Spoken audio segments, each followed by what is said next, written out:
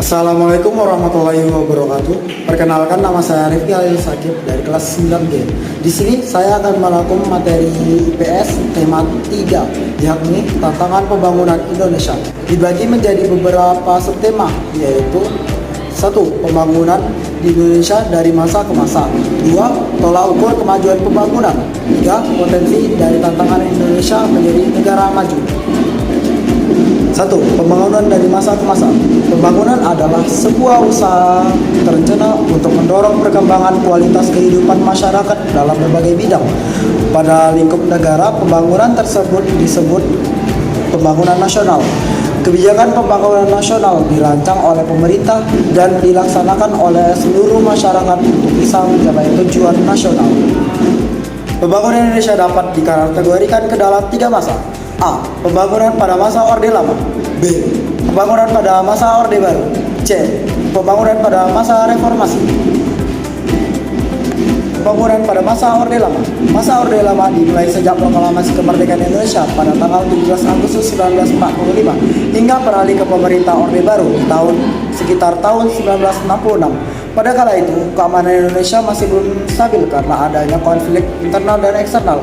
Selama masa pemerintah Orde Lama, Presiden dijabat oleh Soekarno dengan Wakil Presiden Muhammad Hatta sampai tahun 1956. Tonggak awal pembangunan Orde Lama dimulai dengan pembentukan Badan Perancang Ekonomi pada 19 Januari 1947 atas inisiatif Menteri Kemakmuran Dr. A.K. Ghani. Badan ini bertugas menyusun rencana pembangunan ekonomi untuk jangka waktu 2-3 tahun selama 10 tahun ke depan.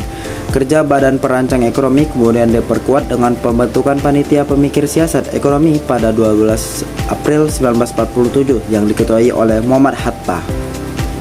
Panitia ini bertugas untuk mengumpulkan data dan mempelajari strategi pembangunan yang bisa menjadi saran bagi pemerintah dalam merencanakan pembangunan ekonomi di tengah upaya mempertahankan kemerdekaan. Dalam perkembangannya, Panitia Pemikir Siasat Ekonomi tidak bertugas untuk optimal karena situasi politik yang tidak menentu. Meski demikian, pembangunan ekonomi negara dapat dilanjutkan oleh 3 kelembagaan, yaitu 1. Kepanitiaan pada Kementerian Perdagangan dan Industri. 2. Dewan Perancang Negara dan Biro Perancang Negara. 3. Perancang Nasional atau Deparnas. Selama proses pembangunan pada masa kini, pemerintah telah melaksanakan berbagai program dan kebijakan ekonomi, mulai dari perdagangan internasional, pengembangan pengusaha dalam negeri, hingga berbagai kebijakan fiskal atau keuangan negara. Telah banyak pembangunan pada masa ini di segala bidang. Contohnya, 1. Bandar udara di Juanda. 2. Jembatan Ampera. 3. Bendungan Jatiluhur.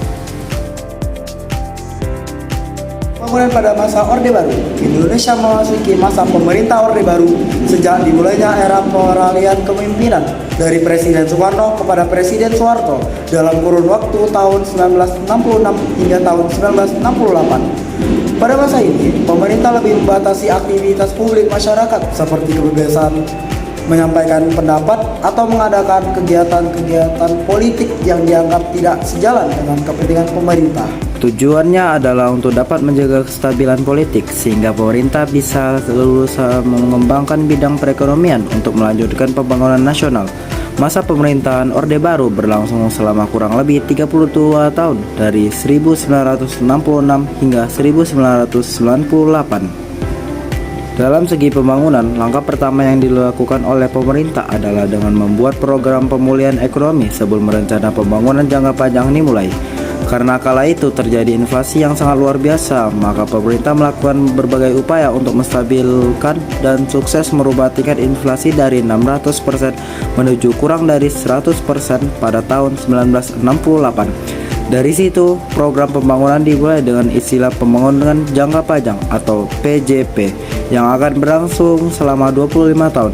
Setiap PJP dibagi ke dalam 5 periode pembangunan yang disebut dengan Rencana Pembangunan 5 Tahun atau REPELITA. Selama PJP tahap 1 berlangsung, beberapa program unggulan yang dilakukan oleh pemerintah diantaranya adalah 1. Keluarga Berencana atau KB. 2. Transmigrasi. 3. Industrialisasi pertanian. 4. Pendidikan dasar.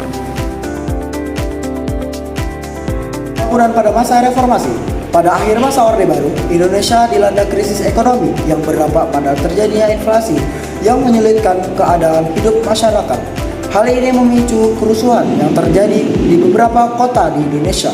Di tengah kondisi tersebut, mahasiswa dari berbagai daerah yang menuntut reformasi kemudian berhasil menduduki gedung DPR MPR.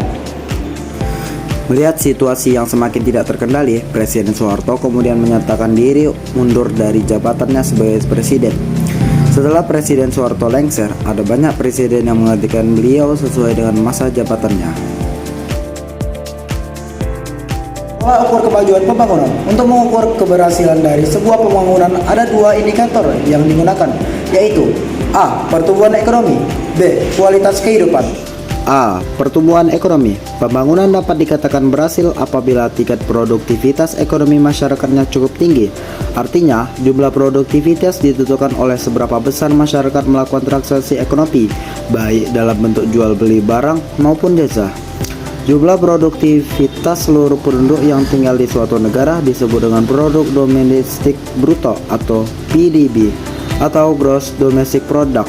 Sementara jika ditambah dengan penduduknya yang bekerja di luar negeri disebut dengan produk nasional bruto atau PNB atau gross national product atau GNP. Pertumbuhan ekonomi di suatu negara kemudian dihitung dari tingkat perkembangan GDP setiap tahun dengan cara membuat persentase dari selisih angka pertumbuhannya. Namun, indikator tersebut belum menunjukkan apakah pertumbuhan yang terjadi sudah dirasakan masyarakat secara merata atau tidak.